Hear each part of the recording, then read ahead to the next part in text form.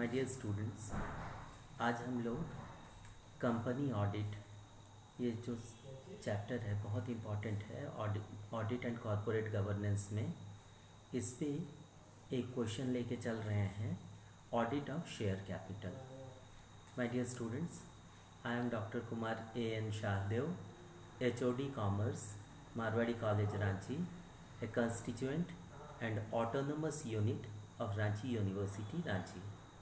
My dear students, ये जो final exam होने जा रहा है आपका अभी 14 तारीख से, एंड सेमेस्टर का, सेमेस्टर 6 का, बीकॉम ऑनर्स का, उसके लिए ये क्वेश्चन बहुत रेलिवेंट है।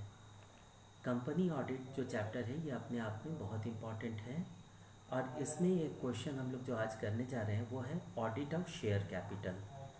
इसमें शेयर्स इशूड फॉर कैश को हम लोग लेके चल रहे हैं, क्योंकि नॉर्मली यही होता है कि एक कंपनी एक्सपेक्ट करती है इन्वेस्टमेंट शेयर होल्डर्स से, इन्वेस्टर्स से, और इसको हम लोग शेयर कैपिटल बोलते हैं या इक्विटी कैपिटल बोलते हैं।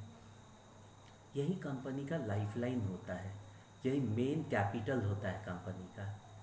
कहते हैं कि joint stock company is a voluntary association of individuals for profits having capital divided into transferable shares, the ownership of which is the condition of membership। ये कहा है L.H. हैने ने। हैने का डेफिनेशन में जो पिवोटल पॉइंट आता है वो है इशू ऑफ शेयर्स या शेयर कैपिटल। और यहाँ पे ऑडिट ऑफ शेयर कैपिटल जो है ये सबसे सेंसिटिव चीज़ है।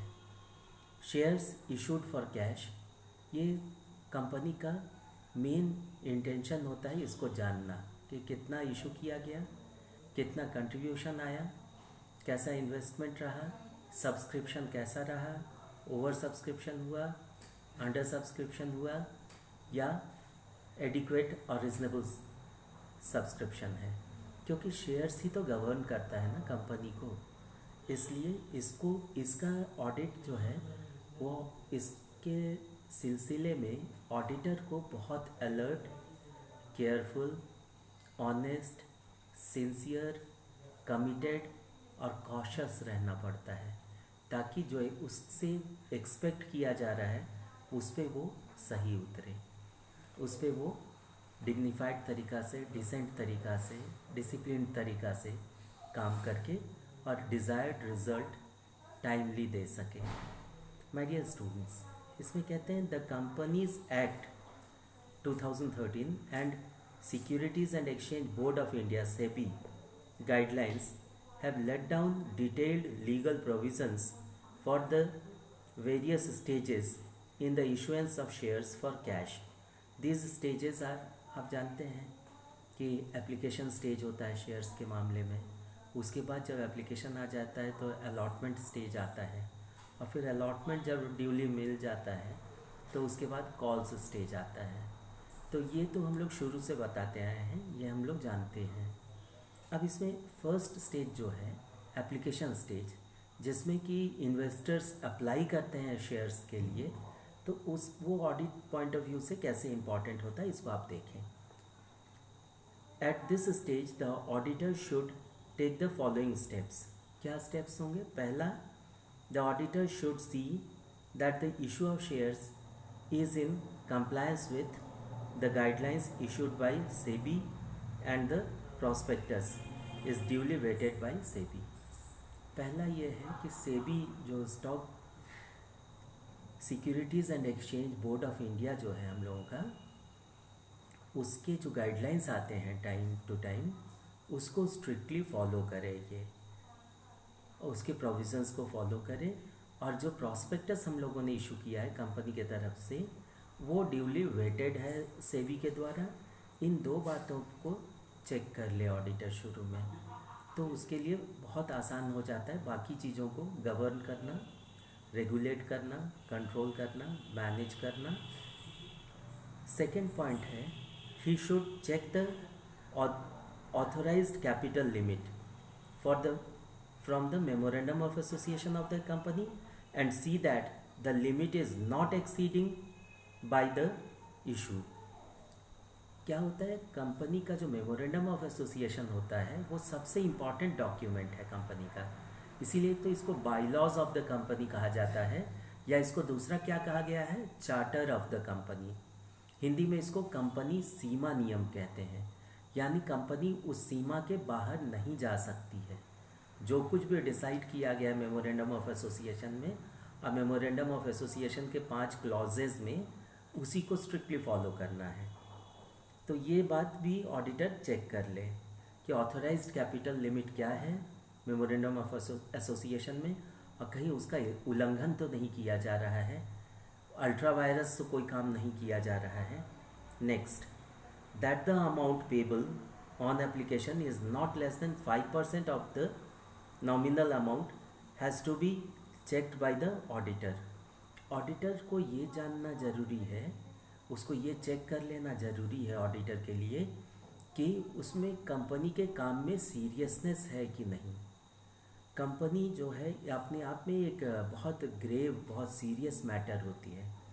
तो यहाँ पे उसको ये देख लेना चाहिए सबसे पहले कि जो एप्लीकेशन स्टेज है उसमें जो एप्लीकेशन के साथ पैसा भेजा जा रहा है शेयर एप्लीकेशन के साथ, वो लेस देन 5% नहीं होना चाहिए। जो टोटल वैल्यू है शेयर का उसका 5% से कम नहीं होना चाहिए नॉमिनल वैल्यू का। चौथा है, he should check the entries in the application and allotment book relating to application received with the original application। यहाँ कंपेयर कास्ट करना पड़ता है कि जो जर्नल एंट्रीज हम लोगों ने पास किए हैं एप्लीकेशन से रिलेटेड, एप्लीकेशन बुक में और अलॉटमेंट बुक में जो एप्लीकेशंस आए हैं वो ओरिजिनल एप्लीकेशंस को वो चेक कर ले और उसका सारा एंट्रीज वगैरह वो टैली कर ले कि वो नियमानुसार है कि नहीं। Next, the receipt of application money has to be vouched by the by comparing the entries in the cash book, bank statement and those in the application and allotment book। जो company का application और allotment book होता है उससे auditor seriously tally कर ले कि जो कैश बुक में और बैंक स्टेटमेंट में जर्नल एंट्रीज पास किए गए हैं वो मुझसे मिल रहे हैं कि नहीं। इसका मिलना ज़रूरी होता है, तभी ऑथेंटिसिटी आती है बुक्स ऑफ अकाउंट्स में। इसके बाद आता है 6th है, the refund of application money to the unsuccessful applications should be vouched by checking entries in the cash book and bank statement with the help of copies of letters of regret and comparing those entries with the entries in the application and allotment book। My dear students, हम आप लोगों को पहले भी बताए हैं कि company form of business organisation जो होता है वो सबसे democratic form of business organisation होता है। यह एलिट क्लास का काम है, इसलिए यहाँ पे बहुत उत्कृष्ट किस्म का बिहेवियर पैटर्न होना चाहिए कंपनी का। अगर कंपनी का अपने शेयर्स को अलॉट करने में किसी को सक्षम नहीं है या ओवर सब्सक्रिप्शन आ गया है, उतना पैसा नहीं रखना है, तो उसको रिफ़ंड करना चाहिए टाइम से जो अनसक्सेसफुल एप्लीकेशंस हैं उनको। और इसके साथ ही साथ ये बहुत ज़रूरी है कि लेटर ऑफ रिग्रेट दिया जाए, क्योंकि जो भी बेचारा अप्लाई किया है वो इस एक्सपेक्टेशन के साथ किया था कि कंपनी उसको वो अलॉटमेंट शायद दे दे, और अगर अलॉटमेंट नहीं दे पा रही है कंपनी उतना शेयर्स या पूरा नहीं दे पा रही, तो जितना रिफ़ंड हो रहा है उसके साथ एक कर्टसी होता है कि लेटर ऑफ रिग्रेट ज़रूर दिया जाए। And comparing those entries with the entries in the application and allotment book, और उसको प्रॉपरली कंपेयर कर ले कि कहीं कोई अशुद्धि ना रह जाए, गलती नहीं रह जाए, कोई खामी नहीं रह जाए, कोई ऐसी बात ना हो जिसको कि बाद में पॉइंट आउट किया जा सके, क्योंकि कॉमर्स का बिहेवियर पैटर्न जो है वो बहुत हाई लेवल का होना चाहिए। नेक्स्ट है, if this is first issue it should be seen that the entire application money was kept deposited in the scheduled bank for a certain time in required as required by the companies act. Indian companies act 2013 में भी इस बात पे बहुत जोर दिया गया है कि फर्स्ट इशू के टाइम में जो एप्लीकेशन मनी आया है, अगर उसको कुछ दिन के लिए हम लोगों को रखना है तो वो उसको शेड्यूल्ड बैंक, नेशनलाइज्ड बैंक्स में रखना है और जो सर्टेन टाइम लिमिट के लिए रखना है और उसका प्रॉपर रिकॉर्ड होना चाहिए। नेक्स्ट है 8th पॉइंट और एप्लीकेशन स्टेज का लास्ट पॉइंट है कि the net total of entries in respect of application money in the application and allotment book should be checked, and the accuracy of the journal entry crediting share capital account should be verified। जो normal pattern है companies account का, journal entries strictly उसी के हिसाब से follow किए जाने चाहिए। और अगर अकाउंटिंग स्टैंडर्ड्स में किसी तरह का कोई चेंज किया गया है तो जो लेटेस्ट प्रोविज़न है उसको हम लोग इनकलकेट कर लें, और ये ऑडिटर की रिस्पॉन्सिबिलिटी होती है कि इस मामले में वो बहुत ही सीरियसली इसको लागू करें। सेकेंड स्टेज आता है अलॉटमेंट स्टेज। जब एप्लीकेशन आ गया तो फिर उनको हम लोग सारे नॉर्म्स को चेक करते हुए और फिर अलॉटमेंट करते हैं। शेयर अलॉटमेंट कहा जाता है इसको। इसमें पहला पॉइंट है the auditor should examine the minute of the board meeting relating to allotment of shares and ensure that in the case of first public issue minimum subscription has been raised। जो minimum subscription है उतना ज़रूर raise हो जाए और auditor इस बात को एग्जामिन कर ले मिनट बुक से, बोर्ड मीटिंग का जो मिनट बुक होता है अलॉटमेंट ऑफ शेयर्स के संबंध में, और इंश्योर कर ले कि फर्स्ट पब्लिक इशू में मिनिमम सब्सक्रिप्शन रेज हो गया है। मिनट बुक क्या है? इसमें बोर्ड मीटिंग्स जो होता है उसका जो रिजोल्यूशन होता है उसको नोट किया जाता है, इसको मिनट बुक या मिनट्स कहा जाता है। सेकेंड पॉइंट है the receipt of allotment money should be vouched by comparing the entries in the cash book and bank statement with those in the application and allotment book. जो application money, ये allotment money जो मिला है company को, उसकी जो प्राप्ति है उसको ऑडिटर सीरियसली चेक कर ले कैश बुक का एंट्रीज से और बैंक स्टेटमेंट से, एप्लीकेशन और अलॉटमेंट बुक के एंट्रीज से, दोनों को कंपेयर कर ले और कन्विंस्ड हो जाए कि बिल्कुल सही है और नियम के अनुसार इसको रखा गया है।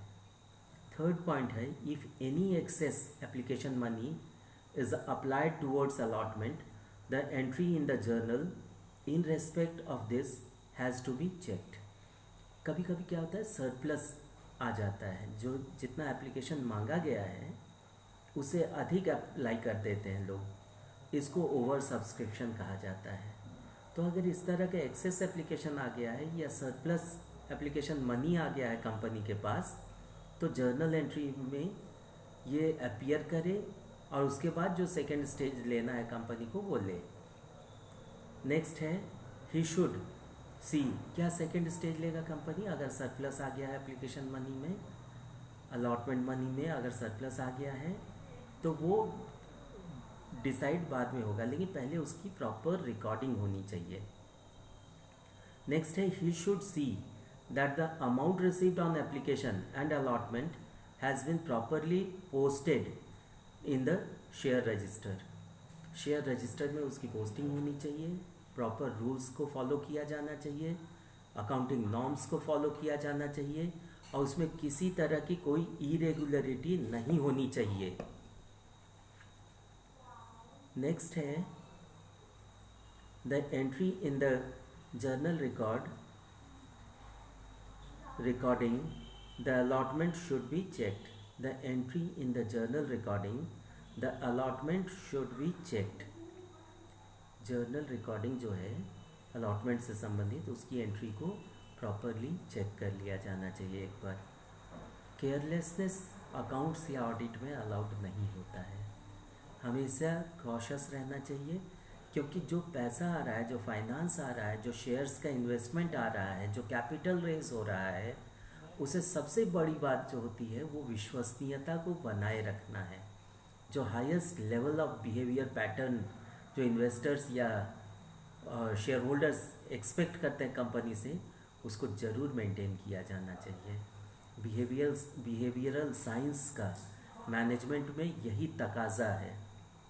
नेक्स्ट है, the auditor should see that the return of allotment has been duly filed with the registrar as required by the companies act. Indian companies act 2013 में जो प्रावधान दिए गए हैं उसको ऑडिटर ज़रूर से रिटर्न ऑफ अलॉटमेंट में ध्यान रखे, क्योंकि और उसका रजिस्ट्रार को टाइमली हर एक चीज़ का इंफॉर्मेशन दे।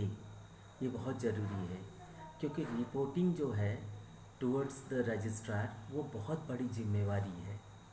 नेक्स्ट है, ascertain whether share certificate has been delivered within 2 months of allotment।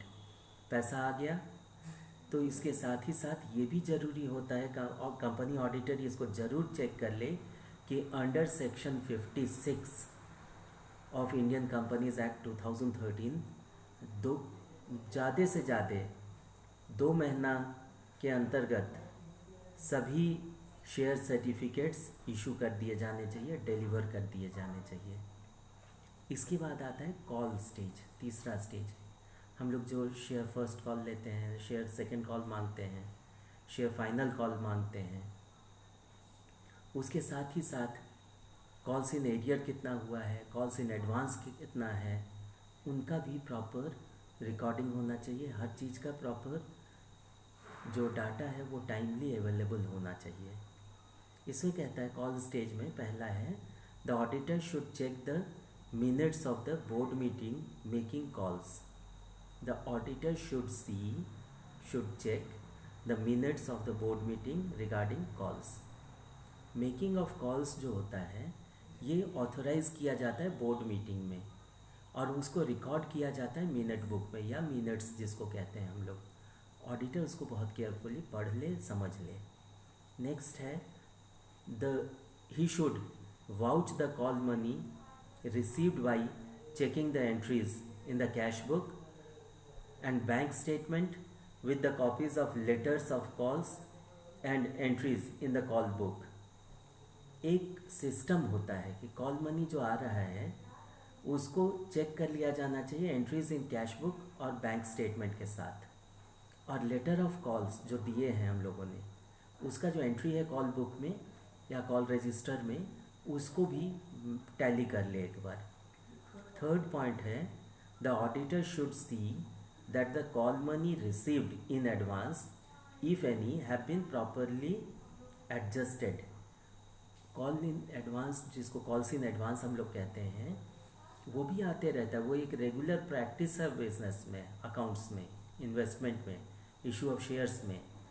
तो ये ध्यान रहे ऑडिटर का कि कॉल्स इन एडवांस जो आए हैं उसका as per rule proper way में, मेथोडिकल वे में, मेटिकुलस वे में, सिस्टमेटिक वे में उसकी रिकॉर्डिंग है, उसका एडजस्टमेंट है, क्योंकि it is concerned with cash, इसलिए ये बहुत ज़रूरी है। नेक्स्ट है, the auditor should verify whether the receipts of call money have been properly recorded in the share register. उसको शेयर रजिस्टर में भी रिकॉर्ड होना चाहिए, एकदम सब चीज़ में क्लैरिटी होना चाहिए, ट्रांसपेरेंसी होना चाहिए। It is a matter of accountancy, इसमें कहीं पे भी कोई गैप नहीं रह रहे, किसी तरह का कमी ना रहे। नेक्स्ट है, the entry in the journal crediting the shares application account has to be checked। The entry in the journal crediting the share application account has to be checked। ये बहुत ज़रूरी है कि जो जर्नल है उसको crediting the share application account has to be checked। Journal में share application account को क्रेडिट किया गया है कि नहीं, इस बात को ध्यान से देख लिया जाए, चेक कर लिया जाए टाइमली। नेक्स्ट है, he should verify the amount of calls in arrear. जिस तरह कॉल्स इन एडवांस होता है उसी तरह ये भी प्रैक्टिस है कि कॉल्स इन एरियर भी हो जाता है कुछ, क्योंकि 100% परफेक्शन कहीं नहीं मिलता है, इसलिए ऑडिटर उसको भी वेरीफाई कर ले, चेक कर ले। इसके बाद आता है जनरल मैटर्स। जनरल मैटर्स भी कुछ रहते हैं कॉल्स इन एरियर से रिलेटेड, या कॉल्स इन एडवांस से रिलेटेड, या issue of shares for cash, या शेयर कैपिटल से रिलेटेड। उनको भी ऑडिटर को केयरफुली एक बार देख लेना चाहिए। जैसे पहला पॉइंट है, the auditor should see that all the conditions indicated in the prospectus have duly been complied with the and the nominal amount of shares allotted does not exceed the amount of issued capital। यहाँ auditor के लिए ये देखना ज़रूरी है कि prospectus जो है वो उसमें जो प्रोविज़न्स हैं उसको ड्यूली कंप्लाई किया गया है, और जो नॉमिनल अमाउंट ऑफ शेयर्स है अलॉटेड है वो total amount of issued capital को एक्सीड ना करे। ये बहुत ज़रूरी है। आप लोगों को याद होगा हम बताए थे कि कैपिटल जो इशू हम लोग करते हैं, इशू उसमें कई स्लैब में उसको बांटा जाता है, कई कैटेगरी में हम लोग बांटते हैं। पहला होता है रजिस्टर्ड कैपिटल या ऑथोराइज्ड कैपिटल या नॉमिनल कैपिटल, बताए थे। दूसरा है कि इशूड कैपिटल, सब्सक्राइब्ड कैपिटल, फिर आता है called up capital, paid up capital, फिर calls in advance, calls in arrears. तो इन चीज़ों को ध्यान में रख के ही काम किया जाना चाहिए। नेक्स्ट है, he should check, the auditor should check whether the total of balance of share holders account in the share register tallies with the balance of share capital account. एक तो शेयर कैपिटल अकाउंट बनता है, तो auditor ये check कर ले कि जो टोटल है balance of share holders account को वो रजिस्टर इसके साथ टैली कर रहा है कि नहीं, किसके साथ, शेयर कैपिटल अकाउंट के साथ। क्योंकि यही तो double entry system of book keeping की विशेषता तो यही है ना, कि हर एक स्टेज में ऑटोमेटिकली क्रॉस चेक होते चला जाता है अगर रूल्स को हम लोग फॉलो करते हैं। अकाउंटिंग नॉर्म्स को, अकाउंटिंग प्रैक्टिसेस को, अकाउंटिंग स्टैंडर्ड्स को अगर हम लोग स्ट्रिक्टली ऑब्जर्व करें तो हम लोगों के लिए बहुत आसान हो जाता है चीज़ों को विद इन रिच रखने में। नेक्स्ट है, if there is an arrange agreement with the underwriter और broker, the compliance with the terms and conditions of the agreement should be checked. अगर अंडरराइटर के साथ या ब्रोकर के साथ कोई एग्रीमेंट है, उसका जो कंप्लायंस है टर्म्स एंड कंडीशंस का, उसका एग्रीमेंट को भी ऑडिटर सीरियसली चेक कर ले कि क्या पहले प्रायर अरेंजमेंट क्या है उससे रिलेटेड। नेक्स्ट है, the auditor should vouch the payment of underwriting commission और brokerage with the help of necessary documentary evidence under section 40 of the Indian Companies Act। Indian companies act 2013 के section 40 में इसको बहुत clearly समझाया गया है कि अगर ऑडिटर को ये मतलब अगर कंपनी ने अलाउ किया हुआ है अंडरराइटर्स कमीशन या ब्रोकरेज देने के लिए, तो ऑडिटर उसके पेमेंट को प्रॉपरली वाउच कर ले और ये भी देख ले कि जो प्रैक्टिसेस है मार्केट का उस समय वो उसके अनुरूप जा रहा है कि कुछ अलग है। जो प्रिवेलिंग प्रैक्टिसेस है अगर उसके हिसाब से चल रहा है और अगर वो कंपनी के प्रोविजंस में दिया हुआ है पहले से, तब कोई प्रॉब्लम नहीं है। और लास्ट पॉइंट है, he should ensure that all the provisions of companies act have been duly complied with. जो इंडियन कंपनीज एक्ट का प्रोविजंस है उसको सबको ड्यूली कंप्लाई किया जा रहा है, उसके रूल्स को ऑब्जर्व किया जा रहा है, फॉलो